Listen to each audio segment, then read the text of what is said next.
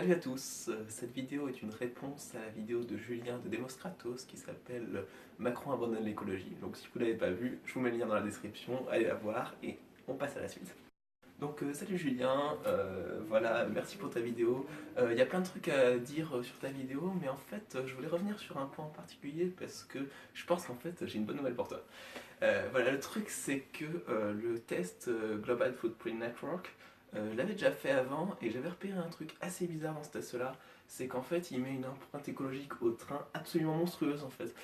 Et j'avais bien envie de voir ça et je propose qu'on voit ça ensemble. Alors, si on reprend le test, en fait la première chose que je voulais voir c'est est-ce que j'étais capable de retrouver ton résultat. Avec les informations que tu as données dans ta vidéo, j'y vais. À quelle fréquence consommez-vous des protéines animales? Tu as dit que tu étais végétalien. Quelle proportion de votre alimentation se compose d'aliments non transformés, non emballés et produits localement? Tu avais mis 76%. Logement individuel avec l'eau courante. En matière de construction, j'ai mis briques ciment. Je me suis dit que ça devait le faire. Deux personnes dans ton foyer, surface de votre domicile, 58 mètres carrés. Avez-vous l'électricité? Oui. Quelle est l'efficacité énergie de votre logement? Alors là c'est un curseur, j'essaie de le mettre à peu près au même endroit que toi, j'espère que ça va aller. En plus je crois que c'est pas tout à fait la même version du test, mais bon, on va voir. Électricité d'origine renouvelable. Bon, j'ai vu que tu étais chez Enercop, moi j'étais déjà chez Enercop en 2008, alors ça me fait hyper plaisir. Par comparaison avec votre voisin, les déchets. Alors là tu avais vu résultat plus précis. Résultat plus précis, donc tu as dit tu achètes pas de vêtements, tu n'achètes pas d'appareils ménagers, tu avais mis des gadgets électroniques, des journaux et des magazines, j'ai remis tous les curseurs au même niveau que toi, tu recycles, etc., etc.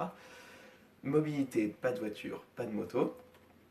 Transport en commun, voilà, on y arrive. Alors, transport en commun, tu avais vu dans le détail, tu avais mis donc 304 km par semaine, qui correspond donc à soit un aller, soit un retour à Lyon. Tu as dit en fait deux allers-retours par mois, donc ça fait chaque semaine en gros soit un aller, soit un retour. Donc un trajet par semaine en moyenne.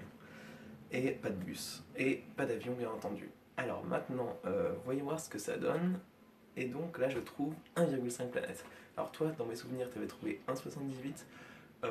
Bon, c'est pas le même score, mais on n'est pas très loin, donc on se dit que bon, j'ai dû mettre les curseurs pas tout à fait au bon endroit, mais grosso modo ça va.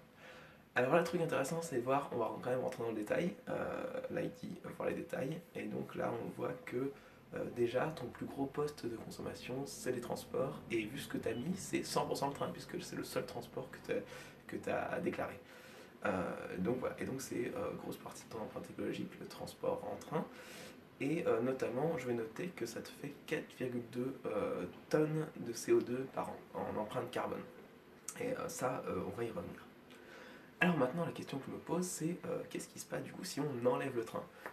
Puisque c'est ça que j'avais repéré avant. Alors si on enlève le train, je reviens en arrière, c'est génial, cette on peut revenir en arrière, et je mets 0 km en train par semaine. Je dis que tu prends pas le train, et on voit ce que ça donne. Tac, tac, tac, tac.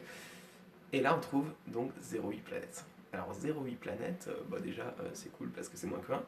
Et par contre c'est quand même assez impressionnant de voir la différence juste pour deux allers-retours en train. Alors moi je vais rentrer dans le détail à nouveau. Et là on voit donc que ton empreinte écologique a changé, tu n'as plus du tout de transport. Et on voit surtout ton empreinte carbone a changé, elle est à 1,8 tonnes au lieu de 4,2. Donc ça fait quand même 2,4 tonnes de différence. Alors 2,4 tonnes, c'est énorme, 2,4 tonnes de CO2, ça va faire un vol long courrier. Un bon vol long courrier. Alors c'est pas le pire, hein, mais ça fait quand même déjà un bon vol long courrier aller-retour. Alors moi, la question que je me suis posée après ça, quand j'ai vu une telle différence d'empreinte carbone, bah, c'est tout simplement, ok, ça fait combien au kilomètre? Tout simplement, parce que ce site en gros pense que le train consomme énormément. Bon bah ça, ça se calcule, hein, puisque on a ta consommation annuelle de train en kilomètres, c'est 300 en 4 km fois 52 semaines, et donc on divise 2,4 tonnes par cette quantité-là, et on trouve tout simplement 152 grammes de CO2 par kilomètre. Alors ça on peut le comparer avec les chiffres de la SNCF, et donc la SNCF nous dit que le TGV c'est 2,4 grammes de CO2 par kilomètre. Alors voilà, donc rapidement il y a un facteur 60, 70, non, comme ça. Enfin, donc la différence est absolument énorme. Et donc la SNCF nous dit aussi que l'avion c'est à peu près 170 grammes et la voiture c'est 213 grammes. En gros, ce que nous dit Global Footprint Network, c'est qu'a priori, prendre le train, selon eux, au kilomètre, c'est aussi problématique que de prendre l'avion ou que de prendre sa voiture tout seul, quoi. Presque aussi problématique. Alors moi, ça me surprend énormément quand même, parce que voilà, le train, c'est pas parfait, mais ça reste quand même un moyen de se déplacer beaucoup plus écolo que la voiture seule au volant ou que l'avion, enfin on le sait tous. Pour ce que je sais du chiffrage carbone, les chiffres de la SSTF m'ont l'air plutôt réalistes.